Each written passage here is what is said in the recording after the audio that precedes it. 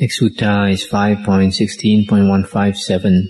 Monks, to 5 persons, talk is ill talk when the appropriate person is confronted. Of what 5?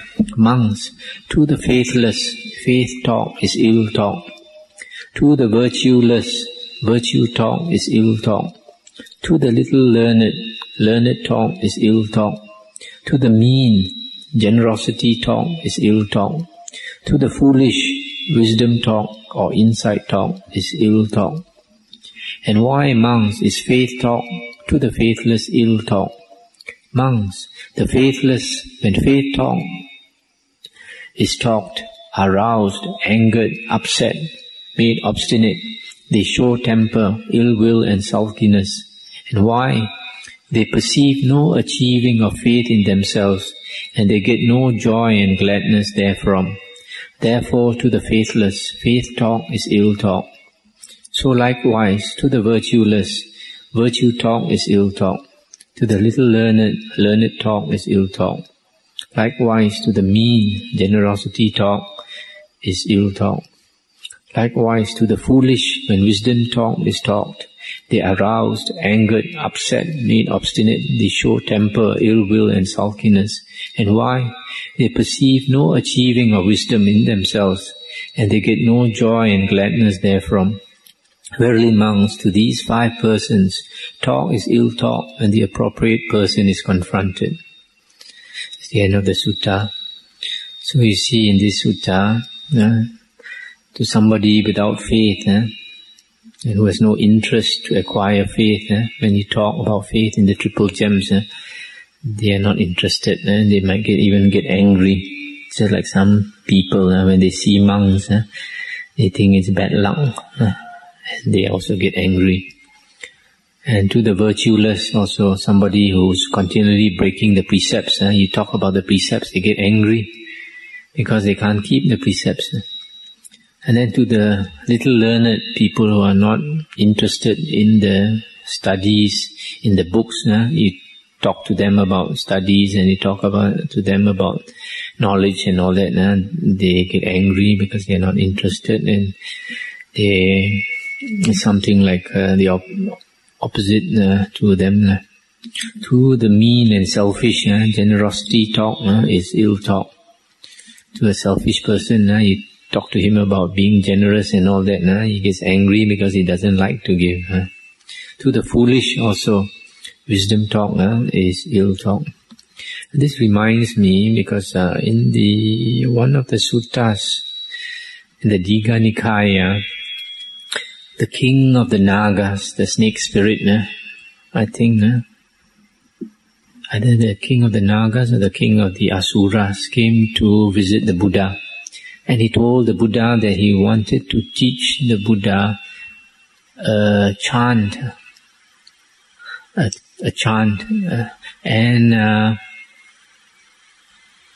So in this Digha Nikaya, there's a sutta about this king of the Asuras or the Nagas. He came to ask the Buddha, to tell the Buddha that he wanted to teach a chant to the Buddha so that the Buddha could teach the other monks. The reason he said was because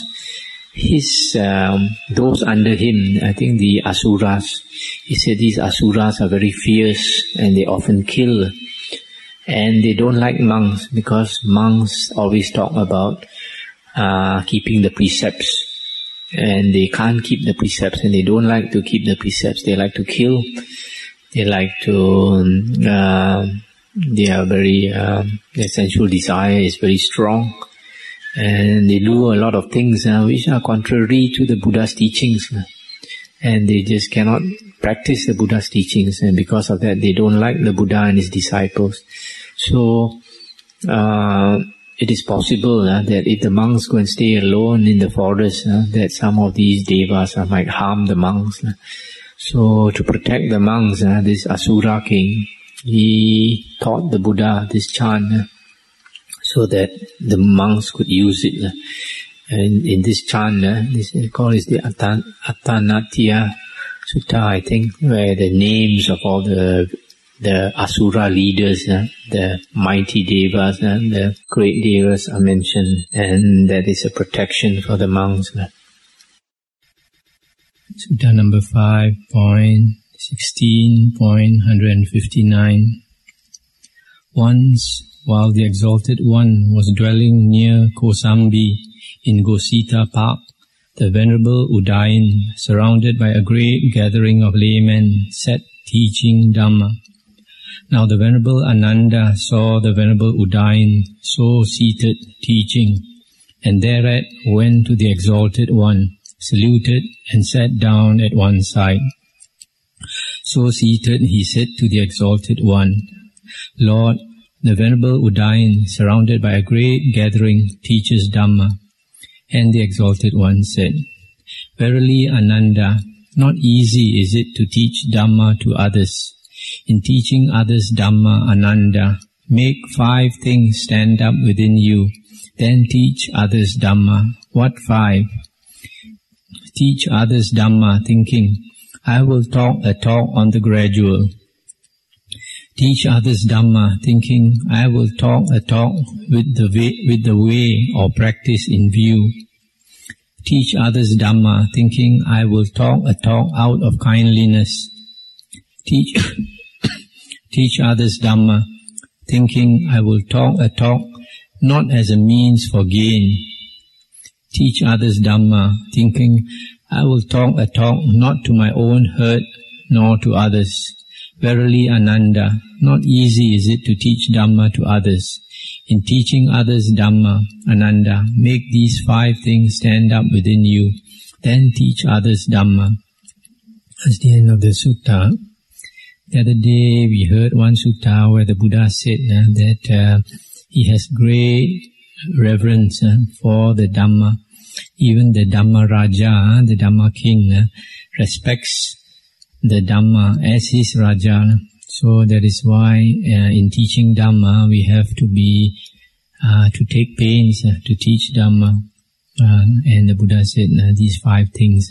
One is to talk a gradual teaching. The second one, talk with the practice or the way in view. That means beneficial talk. Talk out of kindliness. The 4th one, talk not as a means for gain, not with some ulterior motive. And the last one, talk not to my own hurt nor to others. That means you don't get personal, don't criticize others on a personal level.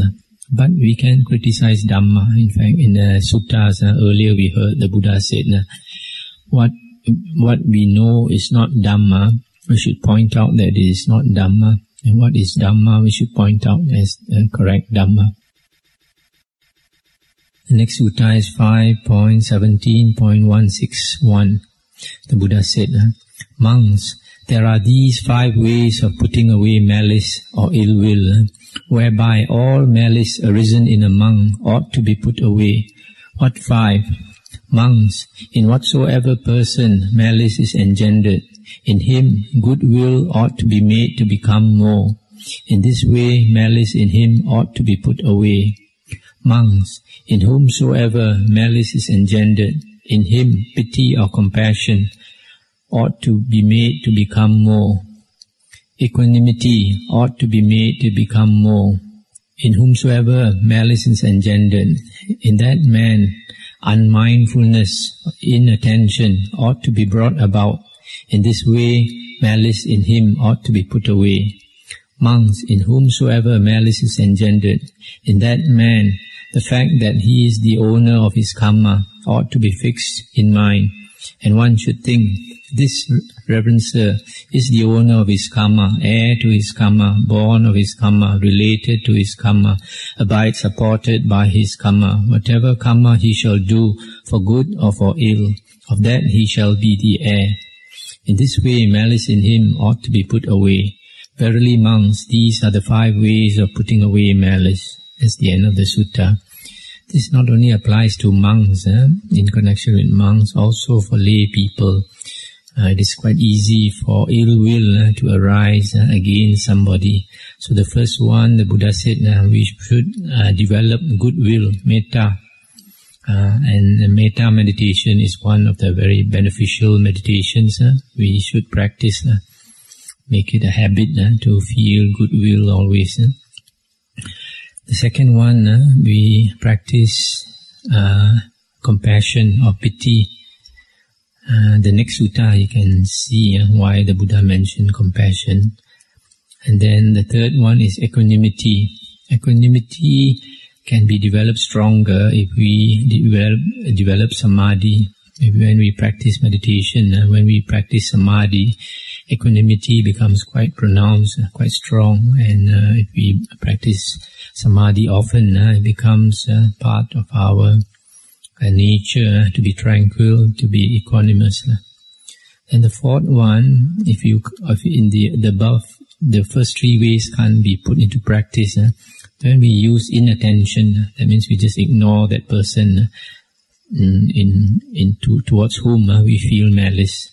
And the fourth one, we should remember that everybody is the owner of his karma, heir to his karma, born of his karma, related to his karma, but supported by his karma. So when we think in those terms, when we feel that somebody has done us wrong, then we think that whatever wrong he does to us, he has to bear the consequences of his wrong action. So that's another way we put down our ill will. So these are the 5 ways. The first one, to develop more metta, goodwill. The second one, compassion. The third one, equanimity. The fourth one, inattention. The fifth one, to remember that he is the owner of his karma. The next sutta, 5.17.162. The Venerable Sariputta, addressing the monks, said, Reverend Sirs, normally this word Reverend Sirs is a translation of the Pali word avuso. Sometimes that word avuso is also translated as friend. Reverend Sir, they replied, and he said, Reverend Sirs, there are these 5 ways of putting away malice, whereby all malice arisen in a monk ought to be put away. What 5?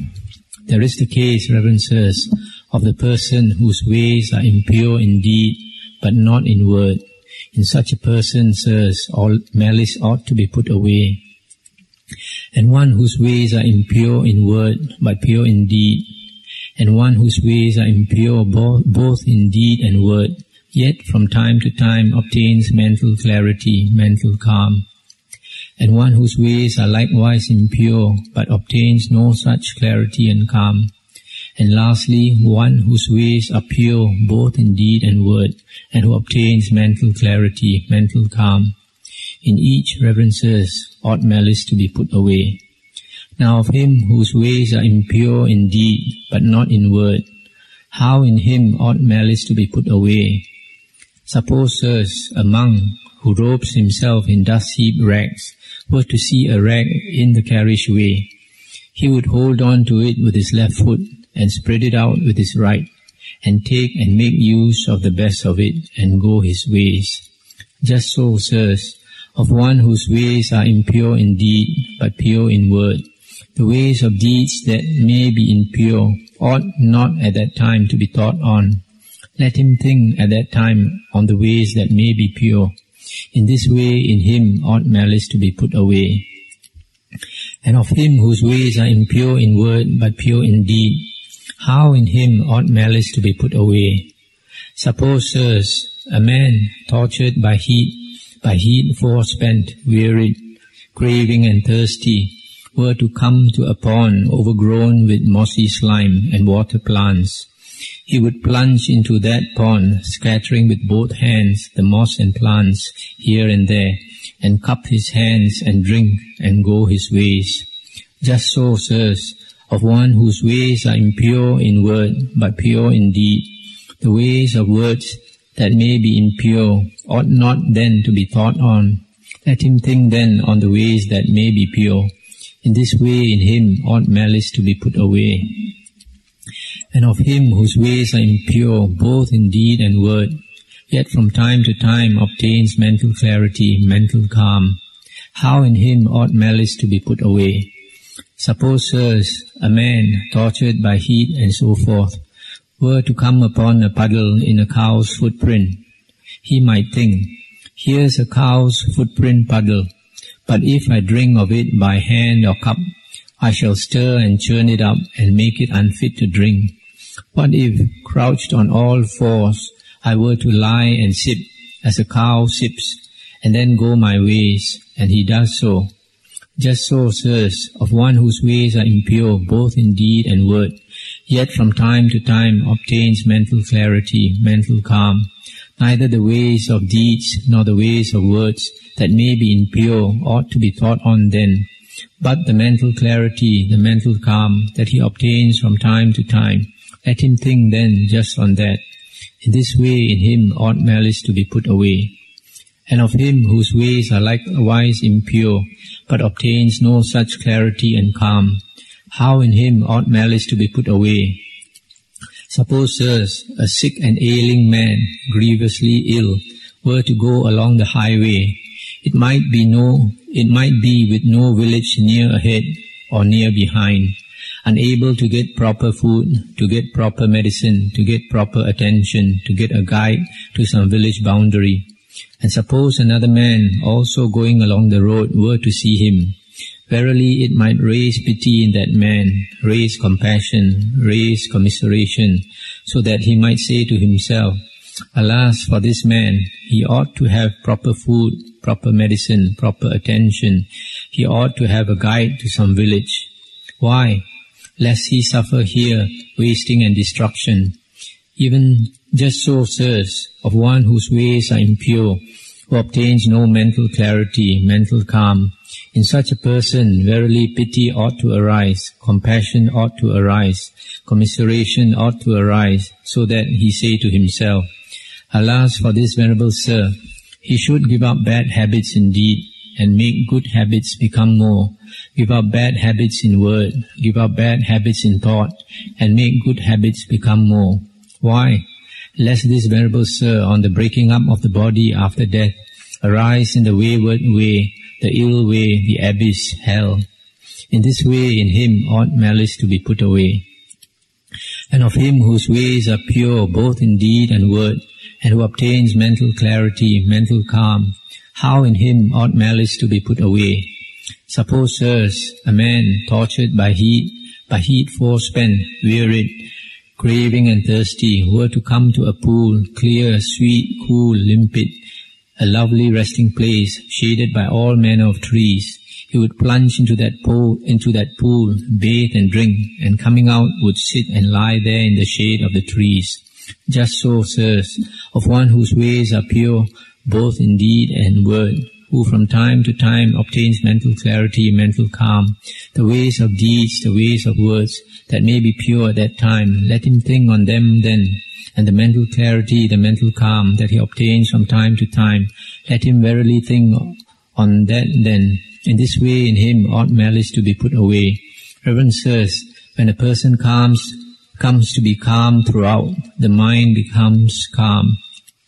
Verily, sirs, these are the 5 ways of putting away malice, whereby all malice arisen in a monk ought to be put away. That's the end of the sutta. This is one of the suttas where you find the Venerable Sariputta teaching the other monks, and the Buddha mentioned in one or two suttas that the Venerable Sariputta is like his son, just as a wheel-turning king, a universal monarch has a son, a viceroy sometimes it's called, and just so the Buddha says, so is Sariputta just like his son, and he says that the Buddha says that the Venerable Sariputta turns the Dhamma wheel perfectly, just like the Buddha himself. And so here we have a very good sutta where the Venerable Sariputta is telling the monks, when you feel ill will towards another monk, how to get rid of the ill will. And these ways basically are not to think of his bad points and to think of its good points, especially in a monastery, in a large monastery. We need many monks to keep it running.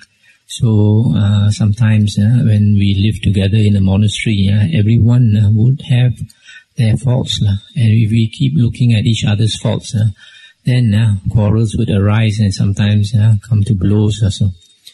And this has happened in some monasteries in Thailand, I've heard. So that is why it is very useful to forget about people's bad points and to think of their good points. Just like the Buddha said, when you come across a dust heap rag, you hold it in one foot and stretch it out with the other foot, and then you see what part of it can be used. So whatever part can be used, you take it up. The rest you just tear it and throw it away.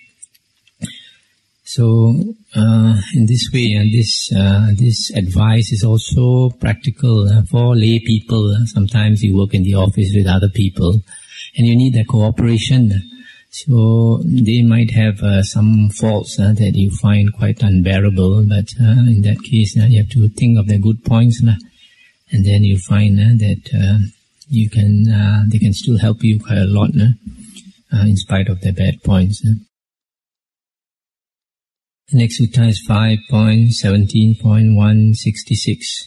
The Venerable Sariputta said, "Herein, sirs, a monk who has achieved virtue, achieved concentration, achieved wisdom, may both completely enter the ending of perception and feeling, and may emerge therefrom. This is so.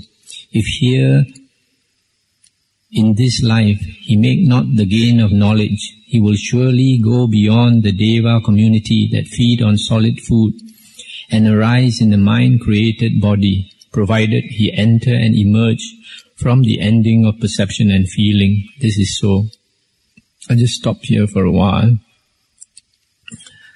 Here, the Venerable Sariputta is talking about the ending of perception and feeling.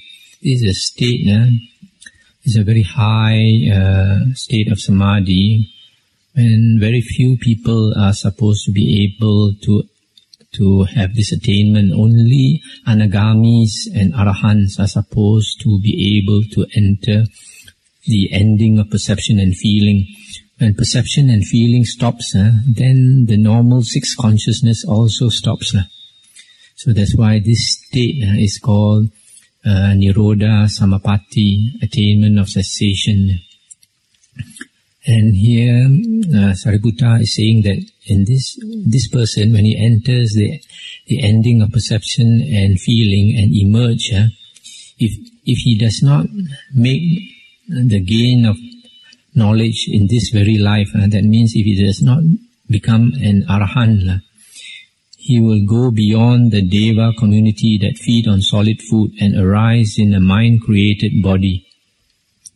This is what our Venerable Sariputta says.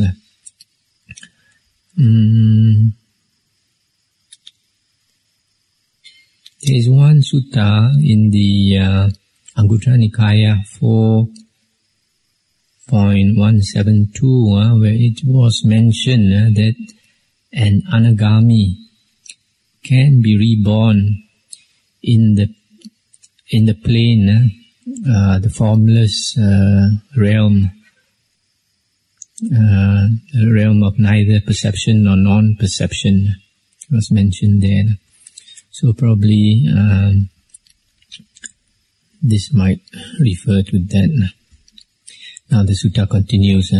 When he had thus spoken, the Venerable Udayan said to the Venerable Sariputta, "This is not so, Venerable Sariputta, nor happens it that should a monk enter and emerge from the ending of perception and feeling, he will surely go beyond the Deva community that feed on solid food and arise in a mind-pictured body. It is not so."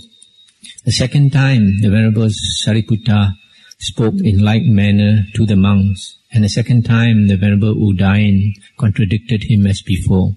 A third time the Venerable Sariputta spoke in like manner to the monks, and the third time the Venerable Udayan contradicted him. Then the Venerable Sariputta thought, "Even unto a third time the Venerable Udayan contradicts me, and no monk supports me. What if I were to go to the Exalted One?" And he went to where the Exalted One was, and saluted him, and sat down at one side. So seated, the Venerable Sariputta addressed the monks, speaking even as before. And he repeated exactly what he mentioned before.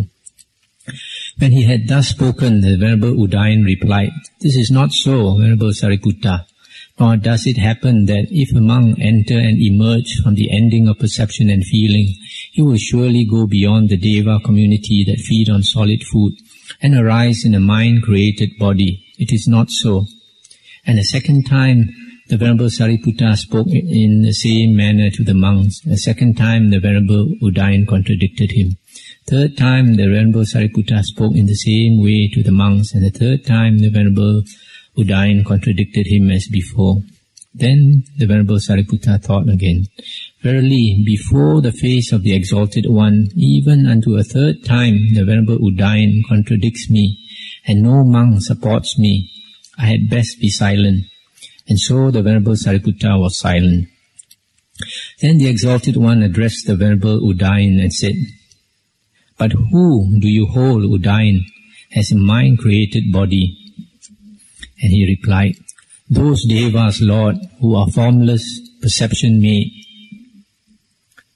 And the Buddha said, "Why do you think, Udayan, that the word of a witless fool like you is just the thing to declare?" I'll just stop here for a while. This is one of the suttas where you find the Buddha sometimes scolds the monks, calling him a witless fool here. It's not that the Buddha is so good that he doesn't scold. It's appropriate to scold, he will scold. Then the sutta continues. Then the Exalted One addressed the Venerable Ananda thus, "Is it possible, Ananda, that you can look on with indifference at an elder monk being vexed? Verily, Ananda, compassion grows not from allowing an elder monk to be vexed." Then the Exalted One addressed the monk, saying, "Herein, monks, a monk who has achieved virtue, achieved concentration, achieved wisdom, may both completely enter the ending of perception and feeling, and may emerge therefrom. This is so. If here in this life he make not the gain of knowledge, he will verily go beyond the Deva community that feed on solid food, and arise in a mind-created body, provided he enter and emerge from the ending of perception and feeling. This is so." Thus spoke the Exalted One. And when he had thus spoken, the well-gone one arose and entered the dwelling. Now, not long after the departure of the Exalted One, the Venerable Ananda went up to the Venerable Upavana and said to him, "Just now, Venerable Upavana, some monks were vexing the elder monk, and we never protested. Therefore, wonder not, Venerable Sir, should the Exalted One, after coming from seclusion, bring the matter up and relate the whole affair to the Venerable Upavana. Already even fearfulness has come upon us." And in the evening, after coming out from seclusion, the Exalted One went to the service hall, and he sat down on the seat that was made ready. So seated, he said to the Venerable Upavana, "Having how many qualities, Upavana, does an elder among his fellows in the holy life become pious, loved, respected, and what he ought to become?" "Lord, having 5 qualities, an elder becomes pious, loved, respected, and what he ought to become." "What 5? "Lord, herein he is virtuous, he is learned, he has a pleasant voice, a good enunciation. At will he obtains to the 4 states of jhana, and by destroying the asavas he enters and abides in the liberation by mind, the liberation by wisdom. Verily, Lord, having these 5 qualities, an elder among his fellows in the holy life becomes pious, loved, respected, and what he ought to become." Well said, Upavana. It is even as you say. If these 5 qualities are not completely found in an elder, will his fellows in the holy life respect, honor, reverence, and venerate him for his broken teeth, his grey hairs, his wrinkled skin? But verily, Upavana, when these 5 things are found in an elder, then his fellows in the holy life respect him, honor, reverence, and venerate him. That's the end of the sutta. So you see this last part, the Buddha is a bit sarcastic. He don't venerate elder monk because of his broken teeth, his grey hairs, his wrinkled skin, but because he's worthy of respect. So you see this sutta gives you an insight into life during the time of the Buddha. Sometimes you have these little problems in a community of monks where you have a little troublemaker like this Udayin. In the suttas there are a few Udayins, quite a number of Udayins. Some one or two are quite respectable, and then one or two seem to be troublemakers.